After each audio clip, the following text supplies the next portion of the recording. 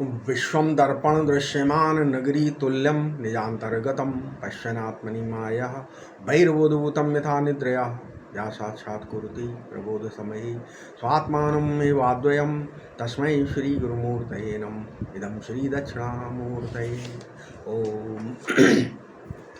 इस वीडियो में क्या है, नवा अध्याय आत्मनिरूपण प्रकरण है ना, शुरू होता है। इस वीडियो में नवा अध्याय क्या है, आत्मनिरूपण प्रकरण क्या है। तो योग वासिष्ठ सार के 157 श्लोक हो गए थे, अब 158वां श्लोक 158 क्या है। तस्मिन् देहे इंद्रियादीनां संघाते स्फुरति स्वतः अयम सोहमति भावः स जीवो मलगुंठितः। क्या हुआ कि इस जीव ने अपने को देह इंद्री आदि से युक्त मानने के कारण अहम का उदय होकर मैं यह देह इंद्री आदि का संघात हूँ ऐसा जाना और कल्पित हृदय ग्रंथि का उदय हो गया। ठीक है, भगवान श्री कृष्ण ने इस प्रकृति प्राकृत देह का नाम क्षेत्र रखा है। क्या रखा है? क्षेत्र। और पुरुष का नाम क्या रखा है? क्षेत्रज्ञ। क्षेत्र और क्षेत्रज्ञ का ज्ञान ही वास्तविक ज्ञान है, ऐसा भगवान श्री कृष्ण जी का निर्णय है। गीता के 13वें अध्याय में श्लोक है, 13वें अध्याय का पहला श्लोक क्या है, इदम शरीरम कौन्तेय क्षेत्रम अभिधीयते। और दूसरा श्लोक है 13वें अध्याय का ही, क्षेत्र क्षेत्रज्ञोर ज्ञानम यतच ज्ञानम मतम मम। मतलब विषय देखो, अच्छा ऐसा है, विषय चाहे कोई भी हो, यथार्थ हो, चाहे भ्रम हो, कार्य हो, चाहे कारण हो, सब इदम वाच्य ही होते हैं। जो कुछ भी इदंता से आक्रांत है वो सब क्षेत्र है। मतलब क्षेत्र को दृश्य भी कहते हैं। क्षेत्र दृश्य है तो क्षेत्र का क्या हुआ? दृष्टा नहीं। और देखो, दृष्टा, क्षेत्रज्ञ और साक्षी ये सब एक ही वस्तु के नाम हैं। वो वस्तु क्या है? आत्मा है। वो अहम वाच्य वस्तु है। अपना आपा ही क्षेत्रज्ञ, दृष्टा, साक्षी है। ठीक है, देखो यह क्या है, इस शरीर, ये शरीर जो है इदम वाच्य है और इसलिए क्षेत्र है। शरीर का स्वभाव क्या होता है? शीर्ण होना, यानी सड़ना, गलना, विकारी होना। शरीर को क्या बोला जाता है? शरीर का बोलते हैं शीर्यते इत शरीरम और क्षारणात क्षेत्रम। दिन रात इस शरीर से स्वेद, मलमूत्र, कफ, नख, केश आदि क्षरित होते रहते हैं। कठोपनिषद में कहा गया है क्षेत्रवद्दः कर्म निवृत्तये। ये क्षेत्र क्या है कि कर्म बीज का खेत है ना। प्राचीन कर्म संस्कारों से बना है ये क्षेत्र शरीर। नए देह के निर्माण के लिए कर्म संस्कार बीज बनाकर नष्ट हो जाएगा यदि शरीर, ठीक है, शरीर जड़ है और ना अपने को जानता है और ना वो दूसरों को जानता। मैं क्या हूँ? दृष्टा हूँ। मैं क्या हूँ? दृष्टा हूँ। वो अपने को भी जानता है और दूसरों को भी जानता है। शरीर मिथ्या क्यों? शरीर जागृत में जैसा प्रतीत होता है वैसा स्वप्न में नहीं होता, सुषुप्ति में तो बिल्कुल नहीं होता प्रतीत। तो ये शरीर भासमान मिथ्या है और मैं भासमान सत्य हूँ। ठीक है, मतलब ये जो शरीर है ये भासमान मिथ्या, जो मैं है, मैं अपना आपा, वो भासमान सत्य हूँ। इसके बाद 159 159वां श्लोक क्या है, सर्वमेव चिदाकाशम ब्रह्मेति घना। ब्रह्मेति घन निश्चये स्थितम याते समम याति जीवो निह स्नेह दीपवत। जब कोई व्यक्ति ऐसा जान लेता है, अनुभव कर लेता है कि संपूर्ण ब्रह्मांड का स्वरूप ब्रह्म ही है, तब वो अपने स्वरूप में स्थित होकर जैसे बिना तेल के दीपक की तरह शांत और स्थिर हो जाता है। ठीक है, अच्छा देखो भाई, ये जीवत्व न कर्म से मिटेगा, न उपासना से, न योग से, न सांख्य विवेक करने से। ठीक है, करने वाला स्वयं जीव है, प्रयत्न करने वाला स्वयं जीव है। जीव के कर्तत्व से जीवत्व तो नहीं कटेगा। तो कैसे?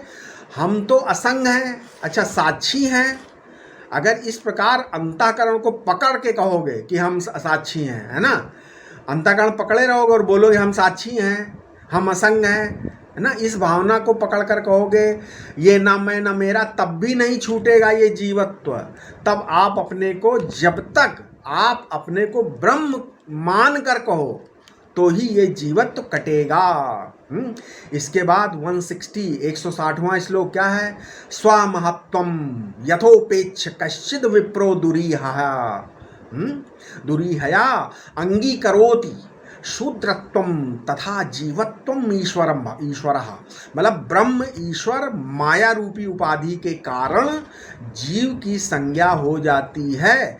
जैसे ब्राह्मण संध्या वंदन आदि न करने से अपने स्वरूप से पतित हो जाता है। ठीक है। अब इसके बाद 161वां श्लोक 161 क्या है?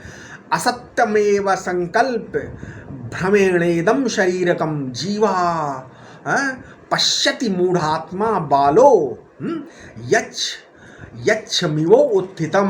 मतलब जैसे एक बालक अपने मन में भूत प्रेत आदि की कल्पना करता है, उसी प्रकार जीव अज्ञान के कारण स्वयं को आत्मस्वरूप न देखकर मैं अमुक व्यक्ति हूँ ऐसा काल्पनिक अनुभव करता है। इसके बाद 162वां श्लोक क्या है? मृतस्नेभके यथे भत्वम शिशुरध्यस्य वल्गति अध्यास्यात्मनि देहादीन मूढ़स्त तद्व द्विचेष्टते। जैसे एक छोटा बालक मिट्टी से बने हुए हाथी के साथ वास्तविक हाथी समझकर उससे खेलता है, उसी प्रकार अध्यास या अज्ञान के कारण अज्ञानी व्यक्ति अपने शरीर इंद्री मन रूपी संघात को मैं समझकर संसार में विभिन्न प्रकार से व्यवहार करता है। इस श्लोक में अध्यास शब्द का उल्लेख है। नहीं, ये अध्यास क्या होता है? भगवान शंकराचार्य ने अपने ब्रह्मसूत्र भाष्य के आरंभ में अध्यास का बहुत अधिक पन्नों में, बहुत सारे पन्नों में विवेचन, बहुत ही विद्वतापूर्ण मार्मिक विवेचन किया है ब्रह्मसूत्र में। ठीक है। उन्होंने अध्यास की परिभाषा क्या दी है? अध्यास, उन्होंने बोला, भगवान शंकराचार्य ने अध्यास बोले, अध्यास क्या है? बोले स्मृति रूपा परत्र पूर्व दृष्टा व भाषा अध्यासा। अर्थात अध्यास स्मृति जैसा है, पहले कहीं देखी हुई वस्तु का वर्तमान की किसी अन्य वस्तु में बाधित आभास अध्यास है। यानी एक स्थान पर भगवान शंकराचार्य ने अध्यास की एक और परिभाषा दी है। वो क्या है? वो सूक्ष्म परिभाषा क्या? अध्यासो नाम अतस्मिम स्तद बुद्धि। ब्रह्मसूत्र भाष्य में ये भी है, अथवा जो वस्तु जो नहीं है उसको वैसा समझना भी अध्यास है। ठीक है। उदाहरण के लिए, पहले मान लीजिए रस्सी में पहले देखे हुए सांप, आपने देखा है पहले सांप ना, तो आपने रस्सी देखी तो पहले देखे हुए सांप का जो स्मृति रूप आभास होना क्या है? अध्यास है। और ये आभास रस्सी के यथार्थ ज्ञान से बाधित हो जाता है। उसी प्रकार चंद्रमा में द्वित्व की कल भासना भी है ना, दो चंद्रमा दिखाई देते हैं, ये द्वित्व भासना भी अध्यास है। एक बार सत्संग में कुछ माताएं बहनें भी थीं, उनमें से कुछ लोगों को अध्यास नहीं समझ में आ रहा था, तो मैंने एक नया उदाहरण दिया। मैंने कहा जैसे आप लोग अपने होठों पर लिपस्टिक रूप कलर लगाते हैं तो ये अध्यास ही है। ठीक है। सब लोग हंसने लगे। देखो, अध्यास के मुख्य रूप दो भेद होते हैं अध्यास के। क्या? पहला अर्थाध्यास और दूसरा ज्ञानाध्यास। इसको सरल भाषा में समझो। कैसे? सरल भाषा में समझो कि अन्य में अन्य का आरोप अध्यास है। ठीक है। और आरोपित को वैसा ही सत्य जानना, ये क्या हो गया? ज्ञानाध्यास है। उदाहरण के लिए, रस्सी में सांप का आरोप, ये क्या? अर्थाध्यास है। और रस्सी को सांप जानना ज्ञानाध्यास है। समझ में आ गया? ठीक है। इसी प्रकार आत्मा में देह का आरोप अर्थाध्यास है, और आत्मा को ही देह समझना ज्ञानाध्यास है। समझ में आ गया? मतलब आत्मा में देह का आरोप करना अर्थाध्यास, और आत्मा को देह समझना ज्ञानाध्यास है। एक अंश में रस्सी के स्थान पर सांप का आरोप होता है और दूसरे अंश में सांप का ज्ञान होता है। यही अंश अर्थाध्यास और ज्ञानाध्यास को जन्म देता है। इसको ऐसे भी समझ सकते हो, मैं जब अपने को परमार्थता नहीं जानता तो अपने को देह या देही जानता हूँ। यहाँ देह या देही अर्थाध्यास है और ऐसा जानना ज्ञानाध्यास है। अब तो समझ में आ गया, ठीक है। इस अध्यास का मूल कारण है अविवेक, अज्ञान, अविद्या और उसके फलस्वरूप मिथ्या निमित्तक सत्य और मिथ्या का मिथुनीकरण। वेदांत विचार मूल अज्ञान पर ही चोट करता है, जबकि अन्य मतवाद, अन्य संप्रदाय है ना, द्वैत, विशिष्टाद्वैत, बहुत सारे हैं, शुद्धाद्वैत, अचिंत्य भेदाभेद, ये सब क्या है, अन्य मतों को मानने वाले अध्यास की शाखा और उप शाखा का ही छेदन करते हैं। लेकिन वेदांत एक ऐसा विचार, वेदांत में जो विचार है वो अज्ञान पर चोट करता है और दूसरे लोग अध्यास की अन्य शाखाएं, उप शाखाओं पर चोट करते, छेदन करते हैं, ठीक है। इसके बाद 163 163वां श्लोक योग वासिष्ठ सार क्या है, चित्र सर्पः परिज्ञातो न सर्प भयदो यथा जीव सर्पः परिज्ञातस्तथा दुखेन दुखदः। जैसे कैनवास पर जैसे कैनवास पर चित्र फलक पर सांप का चित्र देखकर भय नहीं लगता है, नहीं, आपको कैनवास पे सांप का चित्र देखकर भय कहाँ लगता है। उसी प्रकार जब जीव अपने को ब्रह्म के रूप में जान लेता है तो उसे भय